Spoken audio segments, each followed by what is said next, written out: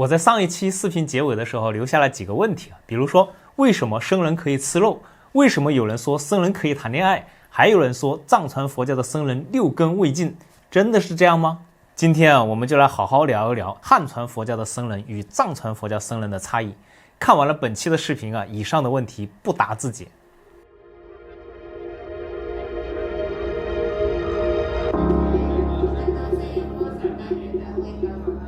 我曾经以为出家人出家了就和原生家庭没有任何关系，但是我见到藏传佛教的僧人出家了跟原生家庭有着非常密切的关系。我曾经以为僧人就是每天念经拜佛修心养性，但是哪里知道这里的僧人还要学习研究天文历法逻辑修辞雕刻美术音乐舞蹈医学药材。我曾经以为僧人天然就是吃素，但是哪里知道这里的僧人居然还可以吃肉。这就是藏传佛教的僧人。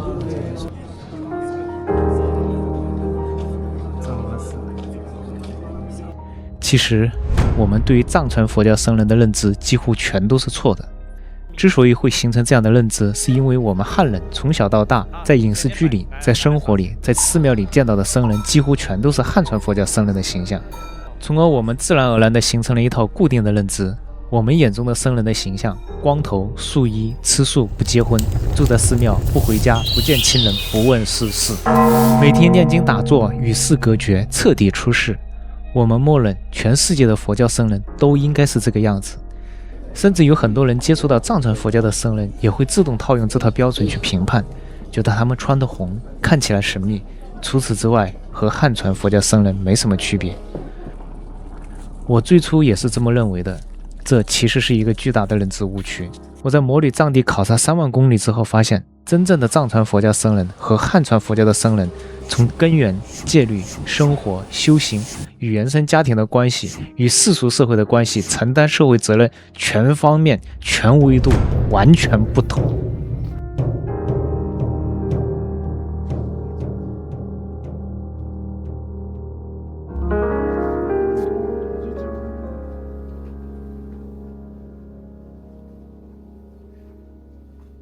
今天呢，我就把汉传佛教僧人和藏传佛教僧人的全部差异一次性讲透、讲细、讲全，你就会彻底明白，这是2种完全不同的文化体系，2种完全不同的人生选择，2种完全不同的修行路径。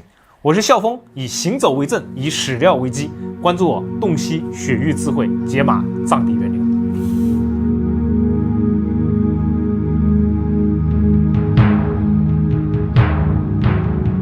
汉传佛教和藏传佛教源头虽然都来自古印度，但是传入的时间、传入的体系、融合的文化天差地别。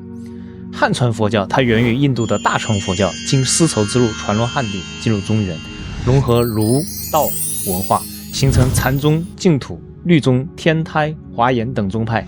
它的风格是以经典的汉文大藏经为依据，注重外在的言行教化与内在的心性修炼，重心性、重义理、重顿悟、重念佛打坐，路线温和、通俗、内敛、生活化，更容易被普通大众接受。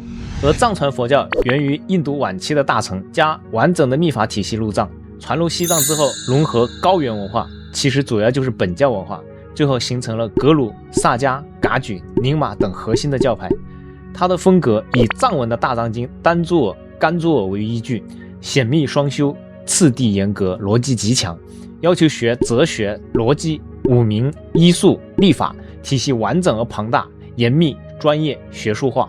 不仅仅要学习佛法义理，还要学习因明逻辑、天文历法、医学、艺术等内容。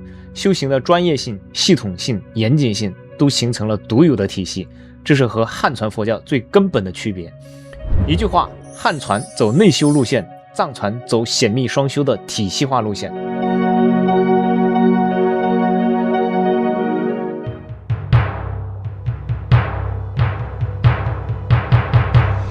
汉传佛教的僧人出家必须经过父母的同意，无婚无债无案底才可以剃度，需守沙弥戒、具足戒，流程严格。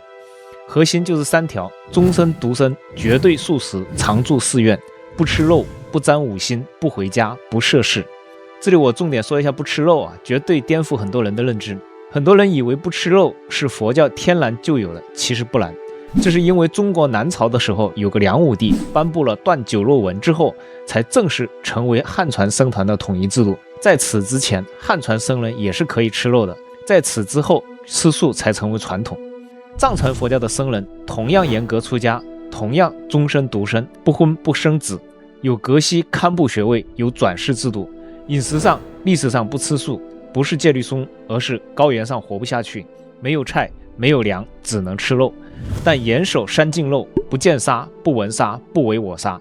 现代越来越多的藏传佛教高僧提倡素食，但是仍有牧区的僧人不得不食肉。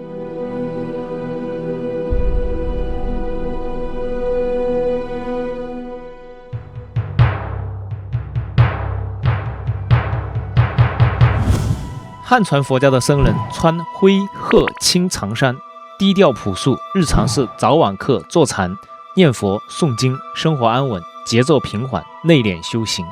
而藏传佛教的僧人穿深红色的藏式袈裟，教派有帽子，辨识度极高，日常学大论、练辩经，强闭关，一闭关就是几个月、几年，修行强度、专业难度完全不在一个层级。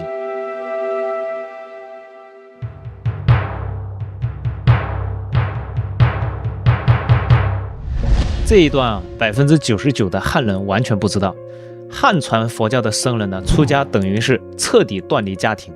汉传的逻辑就非常清楚，出家就是出世，要修行，先舍家，世俗身份基本上清零，所以不回原生家庭，不再以世俗的儿女身份尽孝，不参与家族人情往来，经济完全独立，和原生家庭财务完全切割，父母来世按护法师祖相待，不处理家庭财产纠纷，不参加家族婚丧娶嫁，僧团是唯一的家，同门是唯一的亲人，彻底断亲缘，彻底放下世俗亲情。汉传佛教的修行逻辑是放下家庭才能放下执念，远离世俗才能安心修行，这就是我们最熟悉的汉传佛教僧人的形象。但藏传佛教僧人是另外一个世界，藏传佛教的僧人出家但亲情不断，藏传的逻辑完全相反，出家是身份升级，不是亲情断裂。真实情况是家人正常来往，探望，送吃送穿，家里出一个僧人，全家族都光荣有面子。孩子出家大多数是全家主动欢欢喜喜送去的，出家的僧人依然关心父母，为家族祈福，出家的僧人与原生家庭依然保持正常的亲情连接，家族供养寺院，僧人护持家族，家庭和寺院关系紧密，互相支持。藏传的模式是出家而不弃家，修行而不离根，这是两种文化最底层的差异。简单的说，汉传佛教的僧人出了家就不是家里人，而藏传佛教的僧人出了家还是家里人，只是换了身份守护家族。这一条足够颠覆99%的汉地人的认知。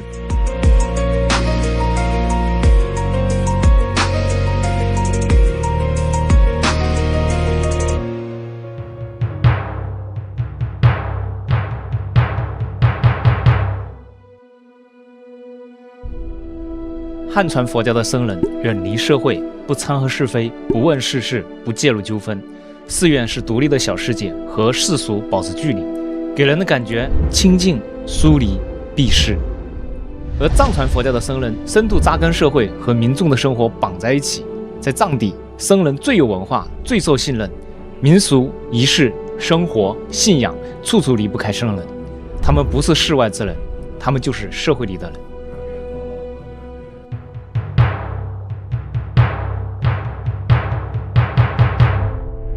藏传佛教的僧人和汉传佛教的僧人完全就是两种人生。汉传佛教的僧人社会责任非常的轻，不是他们不想做，而是历史上根本不需要他们做。中原自古以来，教育有私塾科举，医疗有郎中药铺，司法有官府衙门，地方有官员管理，社会功能全部都由世俗政权承担。所以汉传佛教的僧人只做修行、念佛、讲法、超度、小公益，不调解矛盾，不管理地方，不办学，不从医。而藏传佛教的僧人承担的整个社会的运转。在西藏的历史上，寺院等于学校加医院加法庭加天文台加文化中心。僧人要负责地方教育、识字、文化、历史全靠僧人。藏医医药，僧人是主要的医生。历法推算、节气、气象、农耕时间。矛盾调解、民间纠纷靠4元协调，乡灾祈福、旱灾、雪灾、瘟疫都要靠僧人来祈福。文化传承、文字、艺术、建筑、造像、音乐，全都是靠僧人来进行文化传承。可以说，没有藏传佛教的僧人，古代藏地的社会直接停摆。直到今天，藏区的基层僧人依然是文化传承人、心理安抚者、矛盾调解者、社区信任的核心、公益的带头人。他们不是念经人，他们是社会支柱。现在有很多偏远的地区，高僧一句话比很多工作方式都管用，这是长期历史形成的公信力。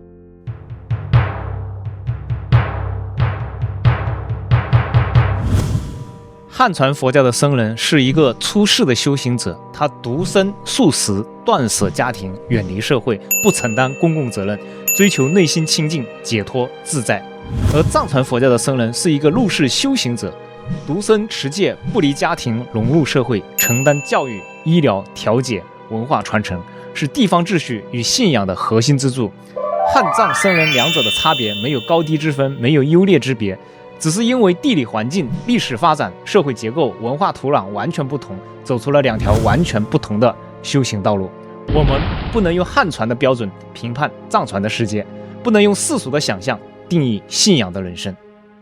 好了，看到这里，你已经比99%的汉地人都更加懂藏传佛教僧人和汉传佛教僧人之间的差别了。如果你觉得这个内容够爽、够细、够颠覆，一定要点赞、收藏、转发，让更多的人打破这种刻板印象。我是肖峰，我的节目深耕客观真相，不神话不美化，坚守独立视角，还你一个真实的藏地。想要看更多真实硬核不神秘化的深度内容，记得关注我。这个视频的片尾我放出一段在藏地访谈僧人的视频片段，其中涉及到的问题有：一、藏地的僧人都是什么原因而出家的？2、甘肃、青海遇见僧人应该怎么称呼他们？3、藏传佛教的僧人学习好有什么好处？4、藏地的活佛只是达赖和班禅需要精品测签，还是说所有的活佛都需要？5、如果你没有体会过人生的快乐就出家，你会不会有遗憾？6、僧人如果想要还俗有什么条件？7、僧人还俗之后还能重新出家吗？8、僧衣可以区分僧人的地位和级别吗？9、寺院里的僧人有分工吗？10、藏传佛教的僧人日常是什么？11、僧人从甘肃出发扣长头到拉萨是怎么过去的？12、藏传佛教的僧人现在还有化缘的吗？这些问题都是我在甘肃的寺庙里面实地采访的。因为僧人要求不能在视频当中出镜，所以我抹去了画面，大家认真听声音看字幕即可。你们是什么时候出家的我们18过了就出家的。？18过了，那等于是读完高中了。对。那是什么原因出家的呢？应该是往上传下来的，从长辈然后传下来，就是对这个有信仰，然后就一代一代都有僧人。因为我在西藏的时候跟有些僧人交流过，他们跟我讲，反正出家的原因，第一个是因为信仰，第二个就是家里兄弟姐妹多嘛，兄弟姐妹多的话，一般情况下都会派1-2个人去寺庙里面出家。我们是不是派？我们是自愿啊，对，自愿嘛，就父母送过去。要是我们这人少呗，虽然小，要是我们这些人不当的话，他就没了，这个寺院就没了，当地的人也不会做什么事。对。对啊，我们称呼你们应该怎么称呼啊？僧人。阿克。扎巴吧。阿克。叫阿克。阿克是什么意思？就是用藏语音译过来。阿克。和尚的意思。阿克，那我是见到僧人都叫阿克，有没有问题啊？没问题。只要你学习好，学问高，他那个大寺院里面地位就高，有些比活佛地位还高。比小活佛那些。活佛不是也要获得学位才能有活佛的称号吗？没有，活佛是从小，活佛就是一个选出来的，灵童选出来的，就天生就有这个资格。精品抽签那是达赖跟那个班禅大活佛嘛，小活佛应该没有精品抽签。一样，活佛也有那种的，小活佛它仪轨都是一样的。小佛佛也要精兵凑签？有的不是所有的，所有的佛佛都，所有的佛佛都精兵凑签？他都是那样选出来的，他那个仪轨是一样的。哦，那你今天跟我扫盲了，我以为只有大佛佛才精兵凑签。那就是规模大小，他那个仪式还是那个。还有的是那种大活佛，然后有的不是那样，有的是告诉你人家去那里找，大佛佛算出来然后的，直接去找就行。对。我们这个是格鲁派的，对吧？对，格鲁派我听说是藏传佛教里面戒律最严的，对吧？就是其他几个教派里面把最好的戒律收集过来组成融合的，就是把其他的教派都融合到一起。那我想请问一下，因为你们都18岁才出家是吧？我说的如果冒犯了，请恕罪啊。就是你们还没有体验过人生的快乐就出家，会不会觉得有些遗憾呢？没有。我说的人生的快乐是指男女之事啊。那个没经历过，然后就没什么感觉吧，应该。没经历过就没感觉。那你们将来如果有感觉了，会没有接触那种东西。我知道。这个东西是随时可以还俗的。僧人可以随时还俗吗？可以。自己想还俗就可以还。如果你不想当了，然后你也可以直接走掉。但是我听说过，僧人如果是为了女人还俗的话，在藏地这边是会受到藏民的歧视的。歧视还是有。其实还是有哈。挺多的吧。就是每个人。我们这边是小寺院还俗的少，就大寺院的还俗的人也多，当和尚的人也多。每个人都有自己的意愿，就是看有没有缘分嘛。你有缘分的话，你就能一辈子。还俗会不会很难有特定的门槛跟条件呢？没有。但是你一旦还俗，你就不能重新再。就一旦还俗，不能再进来。对，重新当僧人。那我看过李安有拍过一个电影啊，《轮回》。电影。它里面是讲有个僧人，就是，他本来是在那个修行洞里面已经修行了3年，悟得正果嘛。我知道。你看过那电影啊？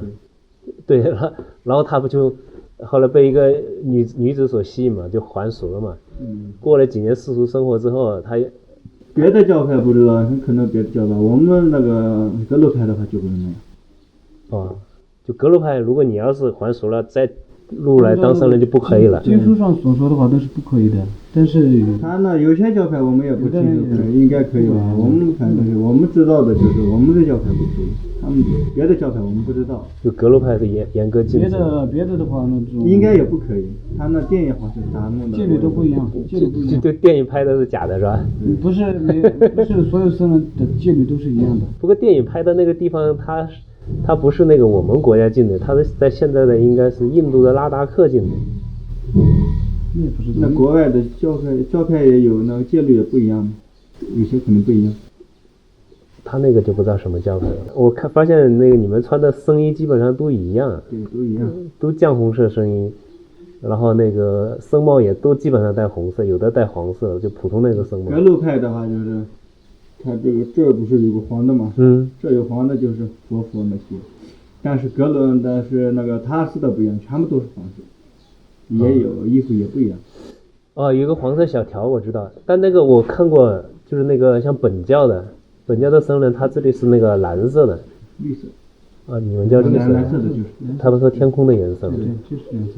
叫绿色也一样，我们这里也有人叫蓝色叫绿色。拉布楞去的话，就是这边有黄的，就是那个大部分都是活佛，他外地来的就不知道了。拉姆斯那个大是这个意思。拉姆斯就是有的堪布也是黄的，全的。寺院里面地位高的就是大部分全都是黄的。地位高的才有黄的，普通的就跟我们这穿的一样的。像寺院里面的僧人，他都有哪些分工啊？没什么分工。没什么分工。他有些是管理经堂的，有些是念经的时候做饭的，分那些。你们平时日常的生活都是怎样子的？念经。念经，然后去，比如说去师傅家，然后他们说要念经的话，就去念一下，然后回来就帮他做法事。对对，做法事。回来自己做饭，然后去转一转经。啊，转经，你们也要转经吗？对啊，我们也要成佛呀。不是藏，不是我锻炼一下身体嘛。不是，我那个看见转经的，就是转那个白塔嘛，对吧？转庙的，还转三藏湖的，我基本上看到转藏民，我从没看过僧人转的。有啊，僧人就是主要就是修行，然后次要的话就是要转经这些。他们也会磕头去拉萨呀，有呀。没见过，但是去拉萨的挺多的，去拉萨的僧人我才见过。那挺多的。磕头去的。拉萨主要还是去转经嘛，也是转经嘛。我在那个拉萨的那个大昭寺门口碰到一个青海的僧人。你去网上看一下，那转经的，你上去的话多得很，不多。我们这个寺院里面就有一个，从这磕头到拉萨去了。磕到拉萨，那花了多长时间？1年时间？1年半吧。1年半。那他路上吃什么呢？亲戚藏巴寺院。不是，我知道。有个亲戚帮他赶车的。就是带上吃的。就是。他路上化缘吗？路上化缘吗？路上不化。就所有的食物都自己带。凳子都老木头一。那他磕头过去住怎么住？住帐篷吗？对。那跟我差不多。他那时候是20几年前去的，拉个架子车。那时候条件。现在藏传佛教的僧人还有化缘的吗？藏传佛教僧人基本都是在寺院里面。寺院里面。在寺院里面。靠那个牧民供养。那不是特别吧？不是，我们做法是他们给我们的。对，做法是有一些收入嘛，这个我知道的。然后给多少看他们的呗。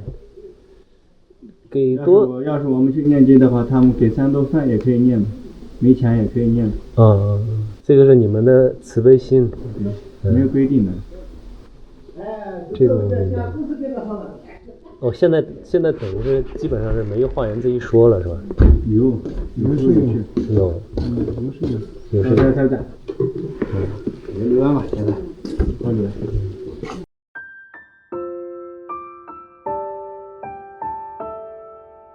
这个采访与其说是采访，不如说是聊天。